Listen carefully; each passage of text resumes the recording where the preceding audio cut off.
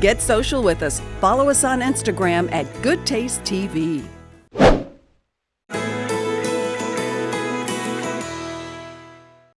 Hi, everybody, and happy holidays. We're with the deli man, Ziggy Gruber, and one of the most amazing delis, I think, in the entire country. You've been in a movie. Thank you. You were in a movie. Yes, I was in the Deli Man movie, and it was in the running for an Academy Award. Yeah, it's a great movie. It's a great documentary done by Eric Greenberg Anjou, and he did a fantastic. And he has other documentaries that are good too. Well, it's a delightful couple of hours. It's fascinating. Your family history is running through the entire thing, because really, when it comes to delis in this country, you guys are in the history books. Yeah, we are, and we're one of the few that are left that have the kind of menu that we have. Yeah. Well, I think I told you, we were in New York maybe in the last year, and we asked the cab driver, can you take us to a good New York deli? And the cab driver said, I'm sorry, but there really aren't any anymore. No, is that a fair statement? It is a fair statement. There are a handful of stores that do a decent job, but to have the New York deli like there was on every corner, that is gone. Yeah. But the whole dynamics of the city have changed. True. It's not the city that I grew up with. It is totally different. So, like everything in life and in history, everything has an evolutionary period, and this is what it is. We're on to the next thing, Right. right? And the next thing at Kenny and Ziggy's, if you love an authentic deli, there is none like this place. It really is the size, the grandness, the plate portions. You take half of it home, and we're making a very special dish today. It's an easy dish. It's not hard at all. Love that. And it's a dish that's near and dear to my heart. My grandmother, Sali, used to make this dish every time there was what we call a yontif, a Jewish holiday, be it Rosh Hashanah, Yom Kippur, or Hanukkah. We would have this soup to just start off our meal. I know some people started off with matzo balls, but we always started it off with this. Well, dish. your matzo balls, that's another dish here. Yeah, well, that was... Unlike any other, they're fabulous. Yeah. Okay, so this is your grandmother's dish, and this... Absolutely. So what we have here, it's all laid out. I cooked a little bit so it would take us a little quicker time. Okay. Because, we don't have the luxury of waiting all day to make sure this is a... So I pre-cooked the short ribs. Those are short ribs. Oh, those are short ribs. Yes, wow. and then I took them off the bone and I chopped because they're nice and tender and delicious. Okay. Okay? So we've got short ribs. We got celery. Carrots, onions, and celery. Carrots, onions, and celery. And then we have mushrooms, and we have we have the egg barley, and we have the regular pearl barley. We have, what do you call it? Split peas? Maybe? As well. So this is like a green vegetable type of soup. It is absolutely my favorite. Now, did you ever cook this with your grandmother? Yes, I did. And I cook it for every Jewish holiday just like that. And my kids love it. Now, you were close, if I'm not mistaken, to your grandparents, right? Oh, my God. My grandparents and my grandfather were everything to me. And they are probably the connection of why I love cooking this type of food and why I like this culinary culture.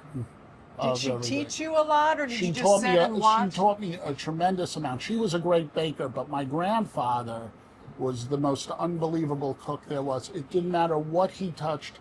He was phenomenal. Really? Absolutely. You cooked with him a lot, too? Oh, a lot. I mean, when I was a kid, when I was 8 years old, he threw an apron at me. He says, it's time for you to make a living. And I did not say no. We put the apron on me, and I started to cook, and that's what I did. So life at home, were the weekends the time when everyone got together to eat, or...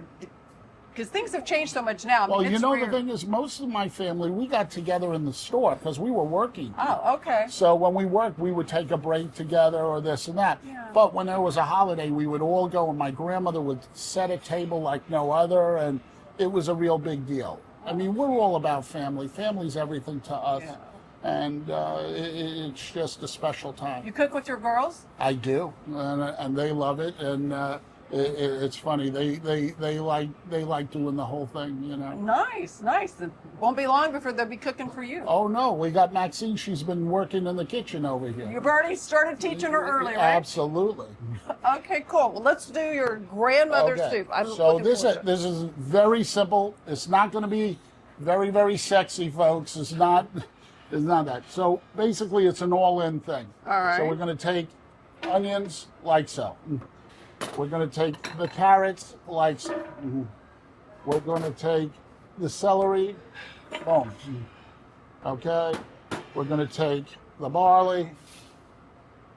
We're going to take It's interesting, this. the two different grains, right? Yes, I like it. It gives it two different textures. Yeah. The green with peas. We got the Definitely mushrooms healthy. because we like mushrooms and everything. At least my family does. Yeah, I like them too. Okay. We're going to have short ribs. Now, did she use short? Did your Yes, grandmother use short? always. We're going to get fresh garlic. Please use the fresh garlic. It makes the world of difference. Okay, we're going to add pepper. I got kosher salt. Use kosher salt rather than regular salt. And why do you like the kosher? Okay, and over I got a regular? little onion powder. Talk about the salts, because I think there is a lot of. You've got sea salt now. You've got kosher. You've got. Well, there's kosher. I like kosher salt because of the granular size. It doesn't make things too salty. So in my recipes, we always did that, but we always had kosher salt in the kitchen because Right. a lot of my places before this, they were kosher, so we used to soak and salt the meat. So why have two different kinds of salt? Right. Well, the fine salt, you're right. It's very easy to oversalt. Right. Of course makes All it right, easier. and now we're going to go and we're going to pour our beautiful chicken soup. And your chicken stock is homemade. Oh yeah, I mean if you've had soup here, you know why Yes. it is good. So we'll give it a mish, A niche. and then we let time just do its work to boil it up, to get it nice and thick, and to get all the essence of all these vegetables and the short ribs in this soup. How long do you let this cook? This, I like to cook it where it is very, very, the short ribs are very, very soft and they're all shredding in the soup. Okay. I don't like to keep it whole. I like them shredded in the soup. Okay. And I like all the barley to make sure that it's not al dente, it's nice and soft. Well, while that's cooking, I wanted to talk to you a little bit about your past cooking experience. You have some fascinating training and restaurants you've worked in. Yeah. It hadn't always been delis. No. When my grandfather passed away, I took it very, very seriously, and I was very upset. So I was going to go with my cousin, and we were going to open up our first deli in Manhattan. But like all parents, education. I was 15 at the time, actually, going to be 16. And I said, look, I don't have to go to high school, So she said, look, let me take your mind off of things. Let me take you to England to see your other cousins. So I did, and we went there. And when I was there, I had met one cousin, and he informed me he was going to culinary school, and he was 15 too. I said, well, if you're going, I'm going to go too. So I decided to stay. I talked my way into the school because I didn't have at that point a high school diploma or A levels or O So levels. you talked them into letting you. Yeah, absolutely. I talked them into. What I did is I made a donation to their discretionary fund.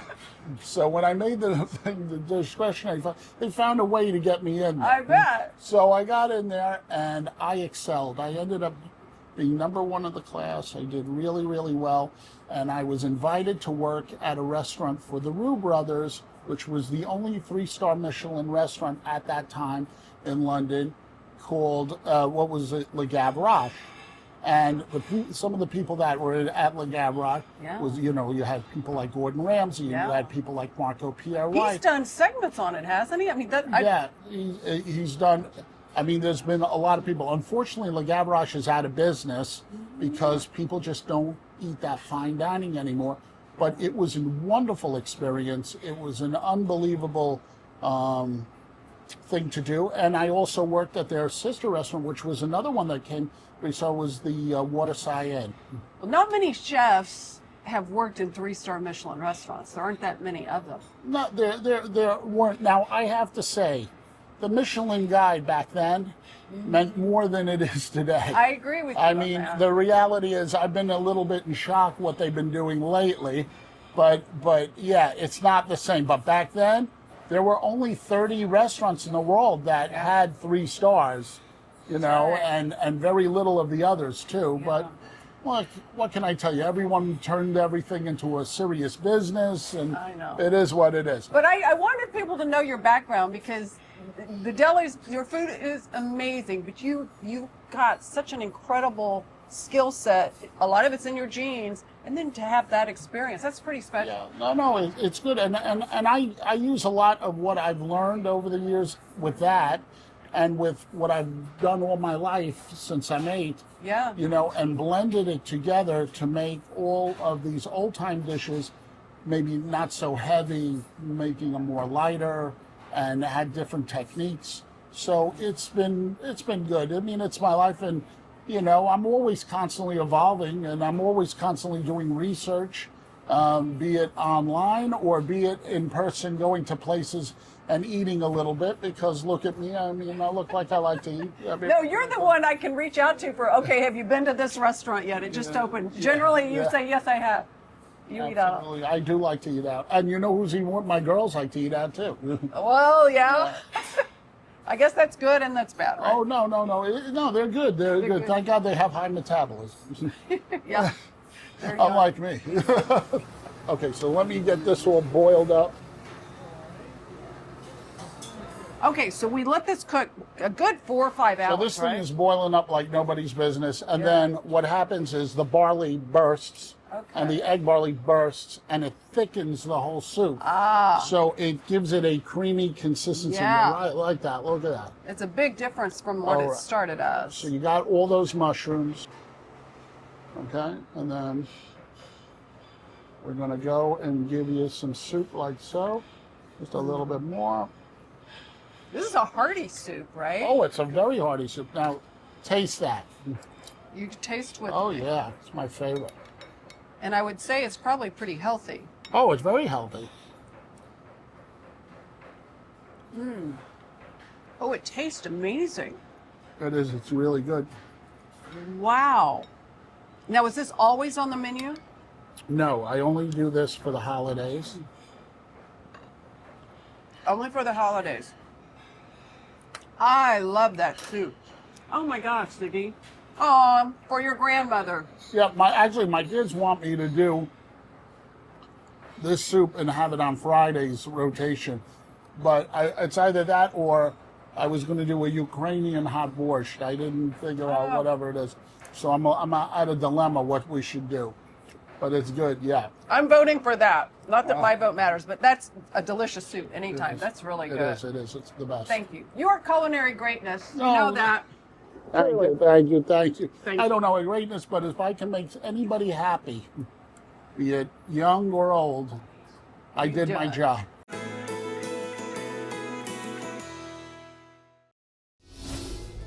Get social with us. Follow us on Instagram at Goodtaste TV.